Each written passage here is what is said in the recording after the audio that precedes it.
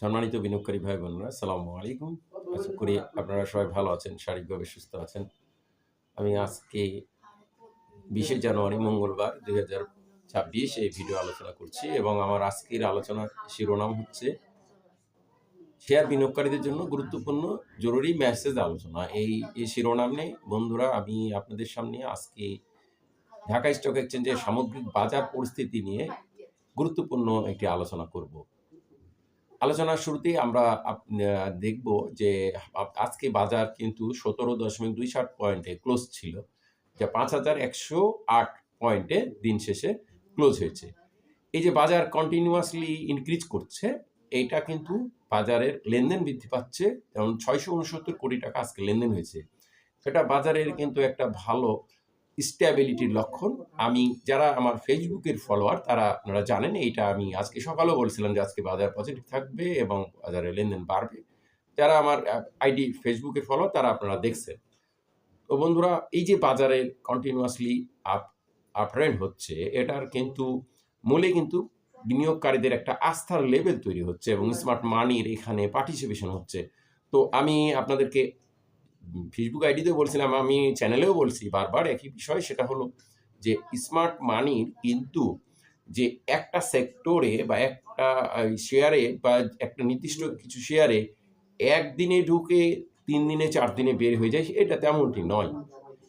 Smart মানি যখন একটা সেক্টরে বা শেয়ারে পার্টিসিপেশন করে, সেই স্মার্ট মানি কিন্তু শেয়ারগুলো বা সেক্টরগুলো একটা ভালো অবস্থানে যাওয়ার পর ধীরে ধীরে সেখান থেকে কুইট হয়।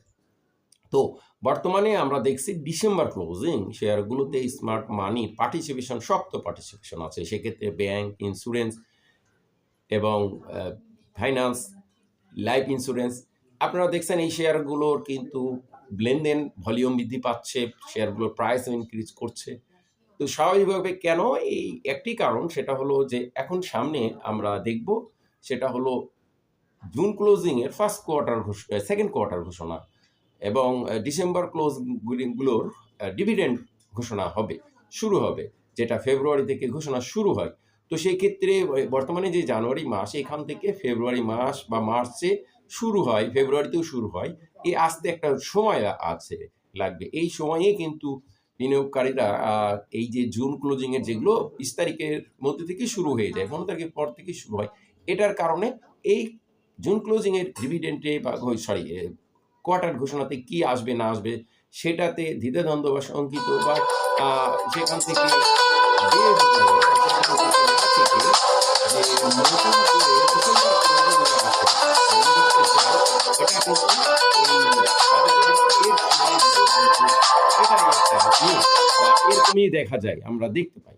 তো সেই ক্ষেত্রে আমরা যে বর্তমানে যে বাজারে ট্রেন্ড হচ্ছে, এটা কিন্তু ডিসেম্বর ক্লোজিং। তো বিনিয়োগকারীদেরকে আমি অনুরোধ করব, ডিসেম্বর ক্লোজিংয়ে যেগুলো শেয়ার, বিশেষ করে ইন্স্যুরেন্স, ব্যাংক, ফাইন্যান্স, এগুলোই কিন্তু এখন আপস অ্যান্ড ডাউন চলবে এবং এটাই চলছে এবং এই ধারাবাহিকতাটা চলতে থাকবে আপ টু নির্বাচন পর বা ফেব্রুয়ারির পর্যন্ত আমি মনে করি।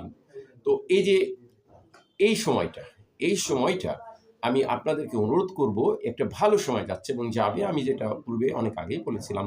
এছাড়া আপনারা দেখছেন একটা বড় বিনিয়োগকারী, যেটা আমরা গ্যামলার নামে জানি, যে তারাও একটা বাজার যে গোল্ডেন বুল আসছে সেই ধরনের একটা পোস্টও দিয়েছে নিজেদের আইডি থেকে। এটার লক্ষণ কি? এটা হলো, আপনারা দেখছেন যখন বাজার কিনা একটা স্লো ট্রেন্ডে ছিল, ডাউন ট্রেন্ডে ছিল, সে সময় কিন্তু যখন শেয়ারগুলো অনেক পড়ে গেছিল, আন্ডার প্রাইস হয়ে গেছিল, সেই সময় কিন্তু তারা কিন্তু শেয়ারগুলো কম দামে হাতিয়ে নেওয়া হয়েছিল এবং হাতিয়ে নিয়েছে, কালেকশন করে নিয়েছে।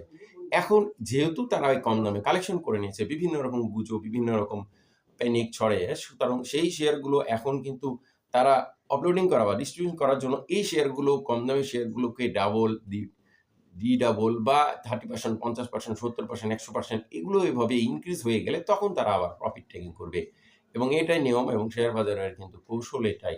আপনারা দেখবেন স্মার্ট মানির সবসময় এ ধরনের পার্টিসিপেশন হয়। তো বর্তমানে আমরা দেখছি ইন্স্যুরেন্স সেক্টরের এই যে স্মার্ট মানি শক্ত পার্টিসিপেশন আছে, ব্যাংকিং সেক্টরে আছে, ফাইন্যান্সে আছে, লাইফ ইন্স্যুরেন্সে আছে, এগুলো কিন্তু উঠানামা করবে, একবার বাড়বে আবার কমবে, কারেকশন হবে, প্রফিট টেকিং হবে, আবার বাড়বে, চলবে, এইভাবে কন্টিনিউয়াসলি করবে। তাই আমি আপনাদেরকে এইটাই অনুরোধ করব যে আপনারা এইসব সেক্টরগুলোর প্রতি নজর রাখতে হবে এবং স্মার্ট মানি বা কৌশলে অবলম্বন করতে হবে। বাই সেল এগুলোর মধ্যে এবং উঠানামা করা এবং যেইখানে ফান্ডামেন্টাল টেকনিক্যাল অ্যানালিসিস অনুযায়ী যে শেয়ার সেক্টরগুলোর প্রতি একটা ঝোঁক থাকবে বা পার্টিসিপেশন থাকবে, লেনদেন বেশি, ভলিউম বেশি, প্রাইস ইনক্রিজ করছে, এই শেয়ারগুলো বা সেক্টরগুলোর প্রতি সাধারণ বিনিয়োগকারীরা যদি পার্টিসিপেশন থাকে তাহলে বাজারও ওভারঅল ভালো থাকবে এবং বিনিয়োগকারীরাও গেইনে থাকবে এবং বাজারটা স্টেবল থাকবে। বিশেষ করে আপনারা জানেন ডিসেম্বর ক্লোজিংয়ে ব্যাংক সেক্টরের যেহেতু বিগ পেড আপ শেয়ার, এগুলো তাদের ইন্ডেক্সও বৃদ্ধি পায় এইসব শেয়ারগুলো প্রাইস ইনক্রিজ করলে। বিশেষ করে স্ট্রং ফান্ডামেন্টাল শেয়ারগুলো ও সাধারণত প্রাতিষ্ঠানিক বিনিয়োগকারী বা স্মার্ট বিনিয়োগকারীদের পছন্দ হয়। সুতরাং ওভারঅল আমি মনে করি সাধারণ বিনিয়োগের সকল শ্রেণীর বিনিয়োগকারীদের বর্তমানে বাজারের প্রতি আস্থা রেখে এবং স্মার্টলি আচরণ করে বিনিয়োগে থাকা উচিত। তো বন্ধুরা, আমি আবারও অনুরোধ করব, কখনো প্যানিক হবেন না, ধৈর্য ধরবেন, নিজে জেনে বুঝে সিদ্ধান্ত নিবেন। আজকে বন্ধুরা ভালো থাকুন। আসসালামু আলাইকুম।